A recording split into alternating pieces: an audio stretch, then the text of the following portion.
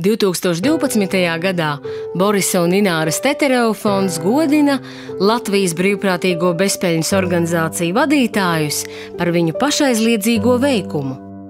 Biedrību Lietišķo sieviešu apvienība Irina Petersone vada jau 20 gadus un ir apvienojusi 39 sieviešu klubus un organizācijas, kur Latvijas novados un pilsētās darbojas vairāk kā 500 sievietes. За 20 лет благотворительности я поняла, что благотворительность – это не так, когда ты рассуждаешь, вот подам я тому или нищему, или не подам. А благотворительность – это тогда, когда ты с радостью делаешь взнос.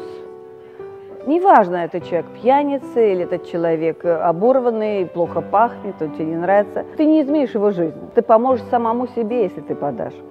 И поэтому, конечно, Бог нам дает. Особенно мои дамы уже приучены, что перед какой-то большой сделкой или подписанием договора они говорят себе, как только, значит, выиграю, обязательно отдам или оплачу автобус для сельских детей перед Рождеством.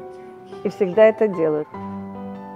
Я не знаю, может быть, Бог ведет меня, но чем старше я становлюсь, мне хочется быть спокойнее. Но, наверное, себя уже не переделаешь. Mēs lepojamies ar jums, kā ar savu darbu veidojat Rīgu un Latviju labāku.